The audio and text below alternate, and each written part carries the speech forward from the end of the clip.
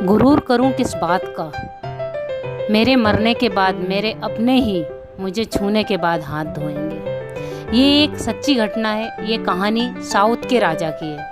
South के राजा जिनके 3 राजकुमार थे, तीनों में बराबर बुद्धि थी, तीनों बुद्धिमान थे।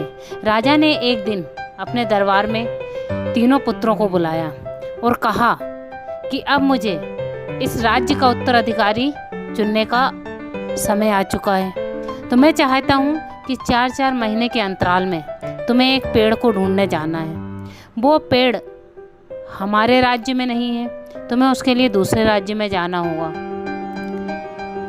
ये सुनकर के राजकुमार ने कहा, जैसा आदेश पिताजी आपका।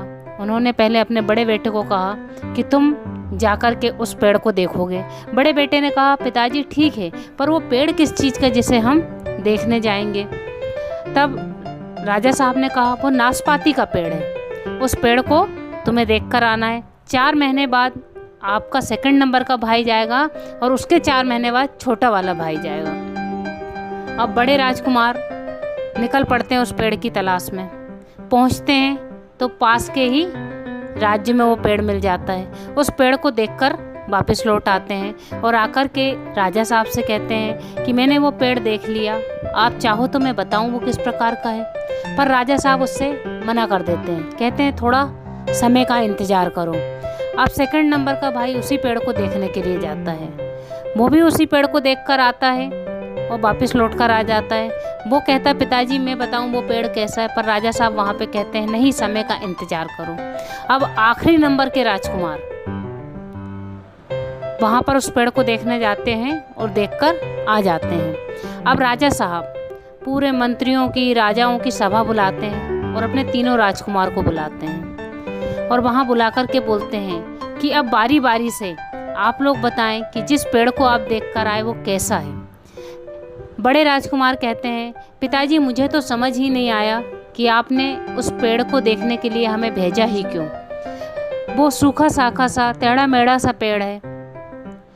वो अपनी बात पूरी कर ही रहे हैं, वहाँ पे 2nd नंबर के राजकुमार बोल पड़ते हैं और कहते हैं, पिताजी भैया ये क्या कह रहे हैं। वो पेड़ तो मैंने देखा है, उसमें पत्ते लगे थे, हरा भरा था, पर उसमें फल नहीं लगे थे। इस बात को सुनते ही 3रे नंबर के राजकुमार बोल पड़ते हैं कि पिताजी ये दोनों भाई किस प्रकार की बात कर रहे हैं। जो नाशपाती के पेड़ की बात आपने कही है, वो पेड़ मैंने देखकर आया हूँ, उसमें फल भी थे, पत्ते भी थे, और वहाँ के किसानों से भी मैंने पूछा कि वो नाशपाती का ही पेड़ है। लोगों ने भी बताया वो नाशपाती का पेड़ है और वो आपस में लड़ने लगते हैं तीनों इस बात को लेकर के।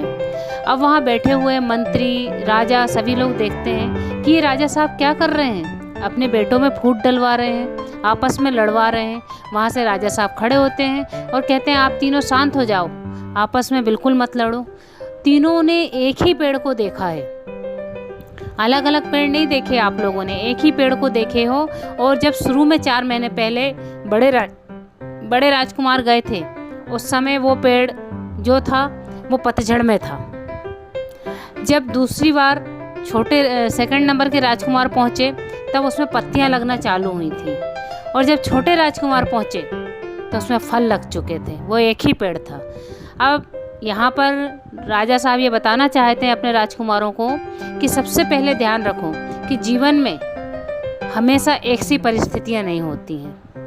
किसी भी एक चीज़ को देखने के बाद हम जज नहीं कर सकते हैं कि व्यक्ति कैसा है। जैसे कि पेड़ को हमने सूखा देखा तो हम ये जजमेंट नहीं कर सकते थे कि ये हमेशा सूखा ही रहेगा, एक ना एक दिन इसमें फल लगेंगे ही। इसीलिए आप ये छोटी सी कहानी हमें बहुत सारी शिक्षा देती है कि उस पेड़ को हमने पहले सूखा देखा, फिर हरी पत्तियों में देखा और फिर फूल और फलों में देखा। तो ये ध्यान रखें कि आप किसी भी चीज़ को एक बार देखने के बाद जजमेंट नहीं कर पाएंगे। दूसरी चीज़, जब तक आप किसी की तह तक ना पहुँचे तब तक अपने निर्णय को ना लें कि वो पेड़ सूखा ही रहेगा। छोटी सी कहानी बहुत सारी चीज़ें सिखाती है, इसीलिए ध्यान से समझें और सुनें। धन्यवाद।